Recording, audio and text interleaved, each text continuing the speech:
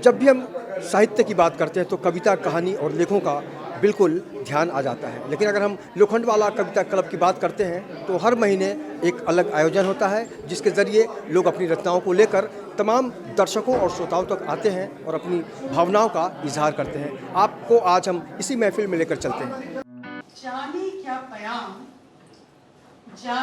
पयाम सवाल लेकर आए, जाने क्या पयाम सवाल लेकर आई थी। फूल हंस तो दिया पर मुरझा गया। क्या बात है। द्रौपदी का एक हिस्सा है, ये लंबा नाटक है, 1.5 घंटे का है और काफी रिसर्च करके मुझे 5 साल लगे और 5 साल में भी ये कंप्लीट नहीं हुआ है। अगर आप लोग देखेंगे उस प्ले को और लगेगा कि उसमें कुछ और छूट गया है, कुछ ऐड होना चाहिए और आप अगर सुझाव देंगी तो वो अगले नाटक पे ऐड हो जाता है जी। तो ये है कि जब भरी सभा में पूरे समाज के सामने, परिजनों के सामने, राज पुरोहितों के सामने, विश्व पितामह के सामने मेरी साड़ी खींची जा रही थी, मुझे नंगा किया जा रहा था, किस लिए? मेरी आरती उतारने के लिए तो नहीं। ये जाहिर था कि वो मेरा बलात्कार करना चाहते थे, सामूहिक बलात्कार। उस समय मुझे कौरवों पर नहीं, उस समय मुझे कौरवों पर नहीं, अपने पांचों के पांचों पति पांडवों पर क्रोध आया, जो जमीन पर गर्दन झुकाए हुए नजरें गड़ाए थे।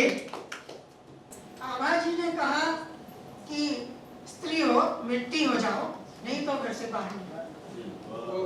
तो अभी तक मौसम बदले नहीं है, ये मैं आपसे कहना चाहती हूँ। मधुर रचनाएं, प्रेम गीत हमने बहुत लिखे, बहुत गाए, बहुत सारे बड़े हमारे गाने वाले साथ में थे, बहुत बड़े कवि थे, कवित्रियाँ थी। लेकिन मैं थोड़ा वातावरण बदल रही हूँ कि मौसम यदि बदल जाते तो कलियां खिल जाती, मौसम यदि बदल जाते तो कलियां खिल जाती, हर रूह में खुशबू भर जाती। क्या बात है, वाह। किंतु क्या हुआ? मिट्टी हो घर से बाहर निकली। तो आज तक आपने क्या किया? नारी को तो मनुष्य ही नहीं समझा, तो मौसम कैसे बदलेंगे? मौसम तो हमको बदलने हैं और बदलने ही पड़ेंगे हमको मौसम। तो मैं कहना चाह रही हूँ कि जब मन से जानी जाएगी तब मानुषी कहलाएगी। जब मन से जानी जाएगी तब मानुषी कहलाएगी। नारी जीवन का शुभ संचार, निज मन पर निज का अधिकार। अभी हमारे मन पे हमारा अधिकार नहीं है, ठीक है, सबके लिए हमें अपना मन छोड़ के उनके लिए भागना पड़ता है, अच्छी बात। लेकिन कभी कभी लगता है कि नारी जीवन का शुभ संचार, निज मन पर निज का अधिकार, समानता हो, इसका आधार नर सहज करे ये स्वीकार। नर सहज करे ये स्वीकार, परिवर्तन की चेतनता रिश्तों में समता लाएगी। जब मन से जानी जाएगी तब मानुषी कहलाएगी। फिर केवल सेवा संसार न हो, केवल सेवा संसार न हो, देह रूप ही आधार न हो, सौंदर्य ही अभिसार न हो, एक तरफा ही उद्गार न हो। नर नारी आकांक्षाएं अर्धनारीश्वर हो जाएगी, तब मन से जानी जाएगी, तब मानुषी कहलाएगी। अभी जो पूरा वातावरण चल रहा है, मैं बहुत चाहती तो मौसम पे बहुत कुछ कह सकती थी, लेकिन दिल कह रहा कि मैं सच्चाई सत्य कहूं। जी, मेरी बेबी मुझे धोती बुलाई करती है। मैंने अभी जो वातावरण चल रहा है कि हम बहुत कुछ अभी बदला भी है, नहीं वो बदलाव जबरदस्ती का है, जबरदस्ती का बदलाव नहीं चाहिए, हमें मन से बदलाव चाहिए। मन से आप अपने को मनुष्य समझते हैं, वैसे हमें समझते। हमारा इतना ही कहना है, क्योंकि नारी शक्ति है, दुर्गा है, वो ही घर को संभाल सकती है, आप ध्यान रखिएगा, वही सरस्वती है। तो मैं कहना चाह रही हूँ कि अभी जो वातावरण है, हम उस महाभारत से निकले, आज तक वहीं खड़े हैं, वही कुरुक्षेत्र है, वही महाभारत है। अभी एक नेता कह रहा था राबड़ी देवी को, भाभी जी हो घर में जाकर बैठो, घूंघट ओढ़ के, अभी मैं सुन के आई। और बार बार मायावती जी को बार बार गेस्ट हाउस का याद दिलाया जा रहा है। मतलब आप तो देह पर ही चलते हैं, केवल देह के ऊपर ही आपको बात करनी है। ये मुझे बहुत बुरा लग रहा है। तो मुझे लगता है कि महाभारत कुरुक्षेत्र कभी मिटा ही नहीं, लगातार चल रहा है। इसी का एक गीत है, देखिए छोटा। स्वागत है। स्नेह सुदर्शन, स्नेह, हम स्नेह के खिलाफ नहीं, हम तो स्नेह हैं। स्नेह सुदर्शन पीड़ा अर्जुन, मति पांचाली वक्त दुशासन। स्नेह सुदर्शन पीड़ा अर्जुन, मति पांचाली वक्त दुशासन। स्नेह सुदर्शन तो दर्द की अलके बिखर चुकी है, दर्द की अलके बिखर चुकी है। धीरज वेणी कैसे बांधूं, दर्द की अलके बिखर चुकी है। धीरज वेणी कैसे बांधूं, और भीम भाव का सहमा सहमा सत्य युधिष्ठिर कैसे धारूं। सहमा सहमा सत्य युधिष्ठिर कैसे धारूं। तो टूट गया हृदय का दर्पण, मति पांचाली वक्त दुशासन। स्नेह सुदर्शन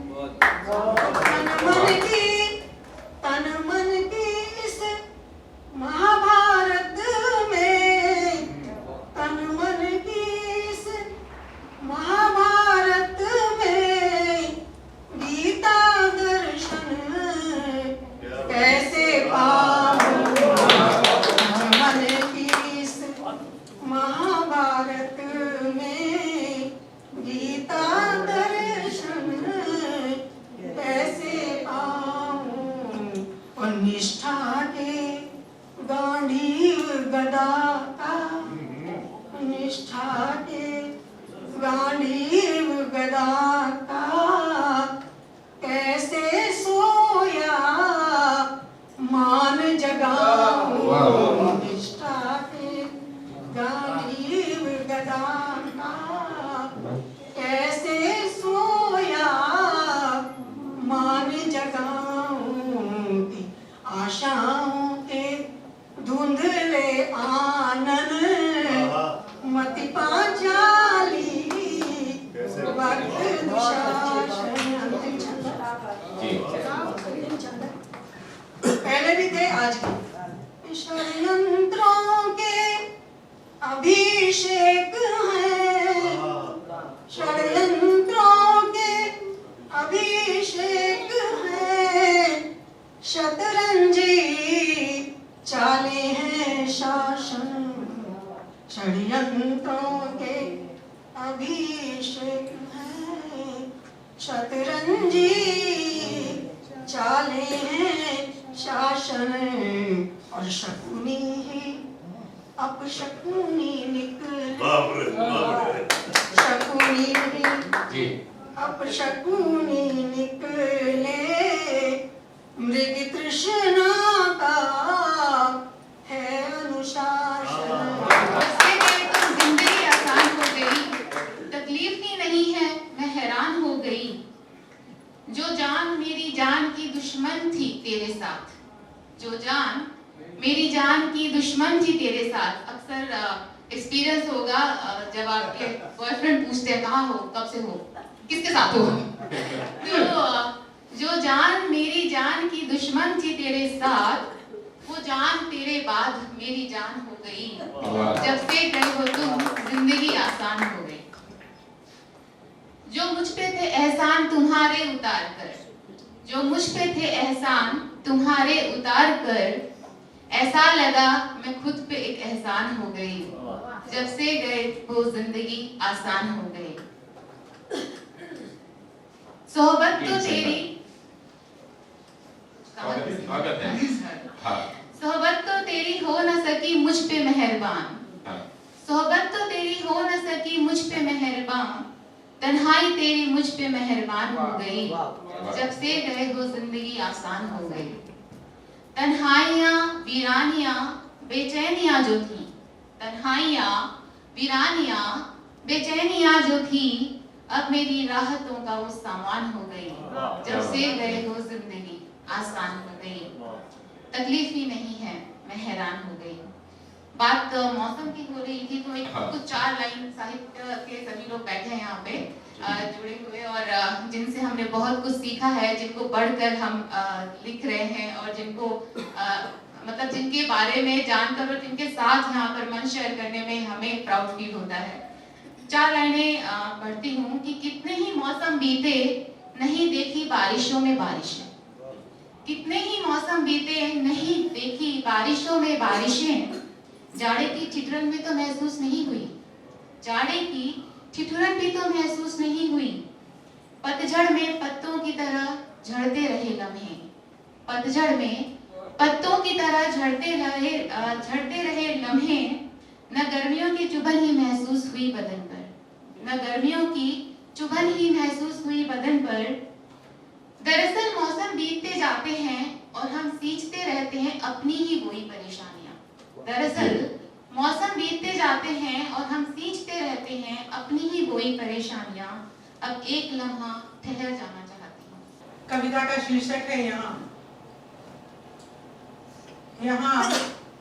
गंगा किनारे मेरा घर है, यहाँ गंगा किनारे मेरा घर है, घर की परछाई बनती है नदी में। रोज जाती हूँ सुबह शाम भोर साँझ नहाने गंगा में, गंगा से मांगती हूँ मनौती, एक बार देख पाऊँ तुम्हें फिर, एक बार देख पाऊँ तुम्हें फिर, एक बार छू पाऊँ तुम्हें फिर, एक बार पूछ पाऊँ कि कभी मेरी सुध आती है। गंगा कब सुनेंगी मेरी बातें, गंगा कब सुनेंगी मेरी बातें, कब पूरी होगी मेरी मनोकामना।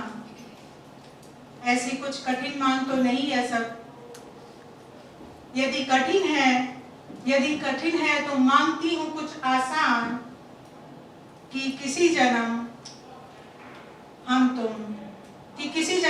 तुम एक ही खेत में दूब बनकर उगे, तुम्हारी भी कोई इच्छा हो अधूरी, तुम्हारी भी कोई इच्छा हो अधूरी, तो मैं मांग लूं गंगा से, गंगा मेरी सुनती। वाह वाह जी, बहुत अच्छा पढ़ रही हैं आप, बहुत अच्छा। अगला है इसी का दूसरा वाक्य। कहाँ हो तुम, कहाँ हो, मैं ढूंढ रही हूँ तुम्हें, बाहर भीतर तन मन में। यहाँ चंद्र ग्रहण है, यहाँ चंद्र ग्रहण है, आकुल व्याकुल दिन काट रही हूँ। यहाँ जीवन एक युद्ध की तरह है, एक युद्ध है जीवन, जिसे मैं लड़ रही हूँ रोज रोज, जिसे मैं लड़ रही हूँ रोज रोज। और तुम हाथ बांधे खड़े हो। करो ना कुछ वैसा, करो ना कुछ वैसा जैसा करते हैं सच्चे प्रेमी।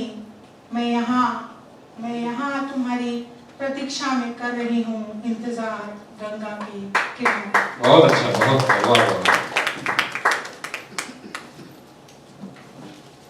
अगला शीर्षक है बाहर निकलो।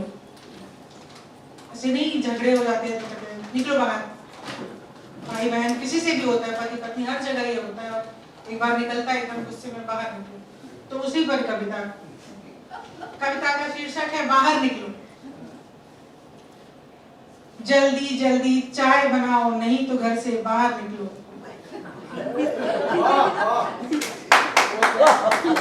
जल्दी जल्दी चाय बनाओ नहीं तो घर से बाहर निकलो। जल्दी जल्दी खाना लाओ नहीं तो घर से बाहर निकलो।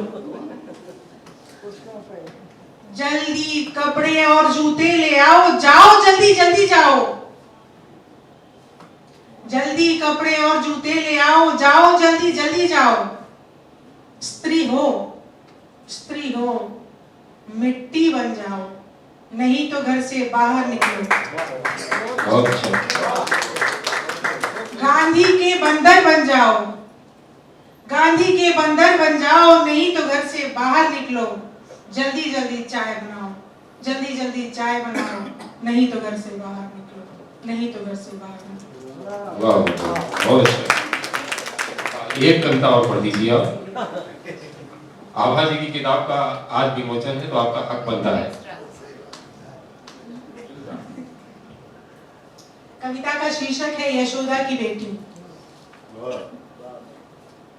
मैं यशोदा की वह बेटी, मैं यशोदा की वह बेटी जिसे न नंद बाबा ने बचाया न वसुदेव ने। दोनों पिता थे और दोनों ने मिलकर मारा मुझे, यह तो अच्छी बात नहीं।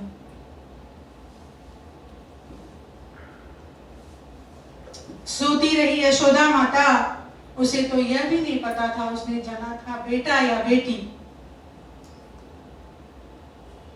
बेटे की रक्षा के लिए मारी गई बेटी। बेटा जुग जुग जिए, बेटा जुग जुग जिए, बेटा राज करे, कह कह कर मारी गई बेटी। कंस मामा ने तो बाद में मारा, कंस मामा ने तो बाद में मारा, उसके पहले हत्या की मेरे पिता ने कंस मामा के हाथों सौंप कर। उन्होंने तो पटका था केवल धरती पर।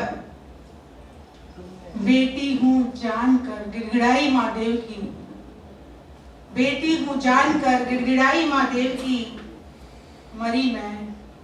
मरी मैं बचा तुम्हारा बेटा जगत उद्धारक। मैं मरी और मरती रही तब से अब तक। तब मरी कृष्ण के लिए, तब मरी कृष्ण के लिए, अब मरती हूँ किसी मोहन मुन्ना दीपक के लिए। बुझती रही मैं बार बार ताकि कुल रहे उजियार, बुझती रही मैं बार बार ताकि कुल रहे उजियार। जिए जागे गाती रही मैं, जिए जागे गाती रही मैं, तब भी मरती रही मैं। क्योंकि मैं बेटी थी तुम्हारी, क्योंकि मैं बेटी थी तुम्हारी, मुझे तो मरना ही था, मुझे तो मरना ही था पिता। तुम न मारते, तुम न मारते तो कोई दुर्योधन मारता। सभा के बीच सारी खींच, मुझे तो मरना ही था पिता। मुझे ठिकाना मिला, मुझे ठिकाना मिला तो विंध्य की पहाड़ी में, मथुरा गोकुल द्वारका सबसे दूर। पर सोचती हूँ कि वसुदेव के हाथों ऐसे विदा कर रोए ना होंगे भीतर ही भीतर नंद बाबा। उन्होंने सोचा ना होगा कि विदा करूंगा कन्यादान देकर किसी राजकुमार के संग। माँ यशोदा कितना कलथी होंगी, माँ यशोदा कितना कलथी होंगी यह जानकर कि अपनी जनी को देख ना पाई, बचा ना पाई। माँ यशोदा कितना कलथी होंगी यह जानकर कि अपनी बेटी को देख ना पाई, अपनी जनी को बचा ना पाई। और मैं यशोदा की बेटी केवल मरती आई। सूरदास ने गाई, सूरदास ने गाई तेरे बेटे की लीला, पर उन्हें मेरी सुध न आई। देवी बनाकर किया प्रणाम, देवी बनाकर किया प्रणाम और मुक्त हुए। मैं बची या ना बची, मैं बची या ना बची, यशोदा की बेटी कहाऊंगी। पिता पिता तुम मारो या दुलारो, पिता तुम मारो या दुलारो, मैं फिर आऊंगी, मैं फिर आऊंगी।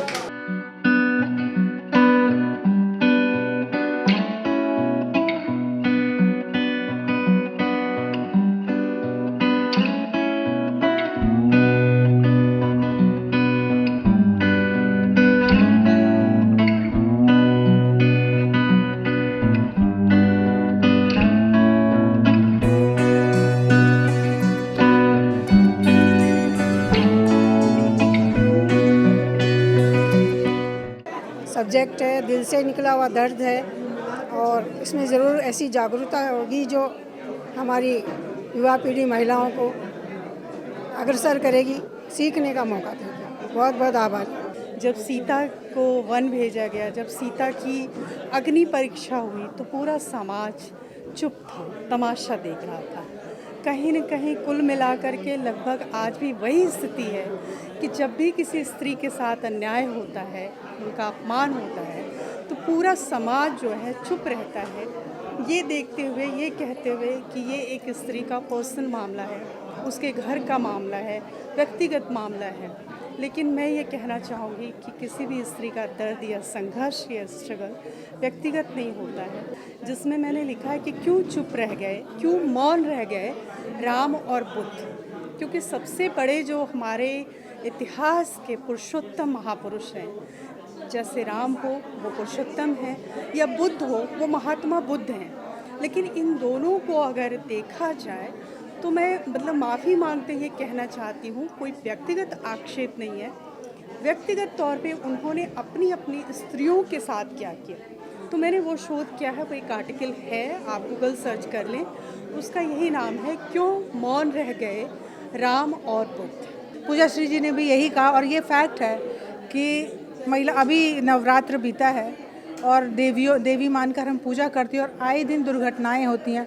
हर दिन अखबार में बलात्कार की खबर आती है, हर दिन घरों के भीतर औरतों को, आज भी ये सच्चाई है। अगर हर घर की सच्चाई जानना चाहें आप तो शायद मुझे लगता है 1000 में कोई इक्का दुक्का घर हो जहां उसको बराबरी का हक दिया जाता हो। इस बराबरी के लिए एक ज़िद चाहिए होती है। तो मेरी ज़्यादातर कविताएं स्त्री के उसकी हत्या, जैसे यशोदा की बेटी मैंने पढ़ा, देवता हो या पुरुष हो, उसको बचाने के लिए एक लड़की मार दी गई। आधा पक्ष है जो समाज का आधा उजाला है या आधा अंधेरा है, वो तभी उजागर होगा जब औरतें, स्त्रियां, बच्चियां, महिलाएं ज़्यादा से ज़्यादा लिखेंगी, उनकी अभिव्यक्ति ज़्यादा से ज़्यादा सामने आएगी। उनकी किताब आने में आज मुझे इस बात का गौरव है, उनकी पहली किताब आई, आगे और भी किताबें आएँ और स्त्री के द्वारा स्त्री समाज का जो अंधेरा है अगर वो सामने आता है तो बड़ी बात होती है। इसे मैं सामाजिक उपलब्धि के रूप में देखना चाहूँगा। जी, आज का ये प्रोग्राम जो है, यहाँ पे आके मुझे बहुत अच्छा लगा। इतने सारे कवयित्रियों ने बहुत अच्छी कविताएं पढ़ी और श्रोता भी यहाँ के बहुत ही अच्छे थे, बहुत अच्छे से सबने सुना। इस तरह से मुंबई में साहित्य का माहौल ही क्रिएट हो रहा है। आभा जी की बुक का लॉन्च है, बहुत अच्छा लग रहा है, यहाँ पे आके बहुत अच्छा लगा। मेरे हाले दिल पे तेरी नज़र रहे, बस इसी फिराक में हम दर बदर रहे, मजबूर कर दिया है हालात ने हमें, न हम इधर रहे न उधर रहे। अब तो खबरों में भी ये खबर निकले, जिनके दीवाने थे हम वो बेखबर निकले। बहुत अच्छा रहा प्रोग्राम, साहित्य के कोश में एक खजाना संपन्न हो गया। तो इस तरीके से किताबें आती रहे तो अच्छी बात है, होता रहना चाहिए। मुझे मुंबई की सक्रियता दिखाई दी, साहित्यिक सक्रियता और संवादहीनता के समय में जिस तरह से हम लोग जी रहे हैं और जिस तरह से असहिष्णु समय में हम जी रहे हैं, उसमें इस तरह की संगोष्ठियाँ हमें एक तरह का आश्वासन देती हैं कि हम में मानवीय मूल्य अभी भी जीवित हैं। अभी हम एक साथ विभिन्न विचारधाराओं को साथ रखते हुए भी एक दूसरे को सुन सकते हैं, एक दूसरे जा सकते हैं। और आभा जी की कविताएं जिनका आज लोकार्पण भी हुआ है, इनको मैं लगातार पढ़ता रहा हूँ और जैसा कि मैंने कहा भी कि मैं यहाँ आकर अपने आप को समृद्ध महसूस कर रहा हूँ साहित्यिक दृष्टि से और वैचारिक दृष्टि। जितनी भी कविताएं पढ़ी गई, लोगों ने बड़े मन से, चाहे लगता था कि विषय एक ही है कि एक मौसम की कविता है, पर उस मौसम में कई मौसम छुपे हुए थे जिन लोगों ने बात की। अच्छा लगा। देखिए, ऐसा है कि जहाँ भी सत्ता की लड़ाई होगी ना, चाहे वो साहित्यिक सत्ता हो चाहे राजनीतिक सत्ता हो, वहीं लड़ाइयाँ होती हैं, वहीं ग्रुपबाजी होती है, वहीं गुटबाजी होती है। अगर यहाँ पर आपको ये लगने लगे इसी में कि भैया कोई ये आदमी जो है ये मंच संभालेगा, ये आदमी इसका अध्यक्ष बनेगा, नहीं मैं बनूंगा, तो यहीं वो सारी लड़ाइयाँ शुरू हो जाएंगी। गुटबाजियाँ सिर्फ सत्ता की लड़ाई के लिए होती हैं, अन्य किसी कारण से नहीं होती। मैं पिछले 32 साल से बम्बई में हूँ, लेकिन बदलते मौसम में कविता जैसे एकदम नए विषय पर इतनी बेहतरीन कविताएं सुनना बहुत अच्छा लगा। और ख़ास तौर पर लोकगीत भी था और उसमें जीवन के विद्रूपता और विकृति के बारे में कविताएं थी। पूजा श्री को मैंने पहली बार सुना, तो ये अपने तरीके का एक अलग कार्यक्रम था जिसके लिए आयोजक बधाई के पात्र हैं। आज का आयोजन माशाल्लाह बहुत ही अच्छा रहा। सबसे अच्छा यहाँ पे ये लगा कि सब कवियत्रियों ने टाइम लिमिट में पढ़ा है, तो समय को बहुत मान दिया गया है, क्योंकि लिसनर्स एज अ सामान्य श्रोताओं की भी कोई कैपेसिटी होती है। तो मैंने पहली बार एक ऐसा कार्यक्रम देखा जो बाकायदा उसमें समय को बहुत मान दिया गया है, समय के साथ शुरू हुआ और बराबर समय पे समाप्त हुआ।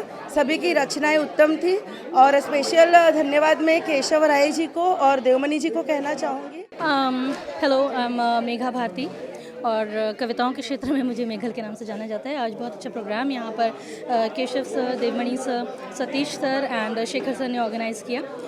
It's a wonderful effort. मैं यहाँ पर रेगुलरली आती रहती हूँ, तो एक तरह से मेरे लिए तो ये घर का ही प्रोग्राम हो गया है। आज मैंने भी एक प्रस्तुति यहाँ पर दी है, थोड़ा सामाजिक चिंतन पर आधारित थी। हेलो डैडी शीर्षक था उसका। और बेसिकली जैसे कि आपने कहा अपने परिचय के लिए, तो basically I am a singer and lyricist and अभी मेरी कुछ बुक्स भी आई हैं, तो बहुत अच्छा लग रहा है यहाँ पर आके। साहित्य का एक जमावड़ा सा यहाँ पर हो गया है, जानी मानी हस्तियाँ यहाँ पर हैं and it's really lovely. So I would love to congratulate the entire team of Kavita with बदलते मौसम एंड द लोखंडवाला क्लब।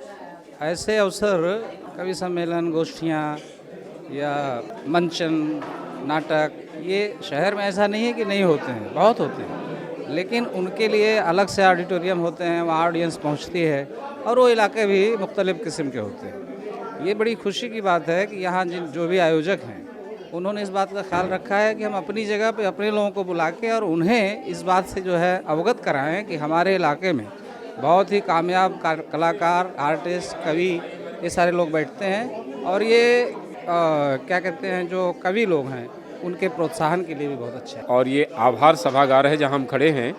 हमारी ये कोशिश रहती है कि साहित्यिक 2 आयोजन हर महीने हों। कोई ज़रूरी नहीं हर बार कविता का ही प्रोग्राम हो।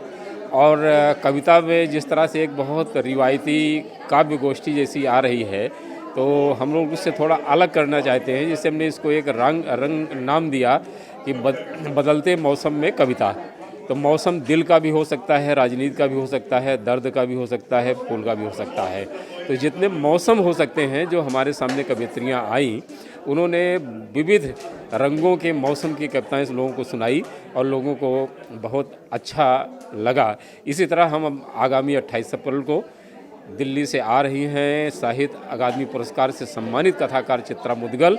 उनका यहाँ पर कहानी पेश की जाएगी। एक उद्घोषक के जरिए वो अपनी कविता कहानी खुद बैठ के सुनेगी। तो इस तरह से हम जो भी प्रोग्राम करते हैं उसमें कुछ नयापन होता है और ये सिलसिला हमेशा जारी रहेगा। लोखंडवाला कविता क्लब का महीने में एक प्रोग्राम होता है और विश्व हिंदी अकादमी का साहित्य और संस्कृति को लेकर होता है, लेकिन विषय अलग अलग होते हैं। अभी आज जो था ये मौसम के बदलते रूप में कविता उस पर था और 26 तारीख को 28 तारीख को देश की बड़ी साहित्यकार चित्रा मुदगल जो साहित्य अकादमी से पुरस्कृत हैं वो यहाँ आ रही हैं, उनका एक कार्यक्रम रखा है। उसके बाद हम नाट्यकर्मियों पर एक कार्यक्रम रख रहे हैं। उसके बाद हम कैफी आजमी की जन्म शती वाला वर्ष चल रहा है, वो भी एक कार्यक्रम है। तो हमारे कार्यक्रम जैसे अभी हमने साहित्य और सिनेमा किया था, अलग अलग तरह के हम कार्यक्रम करते हैं।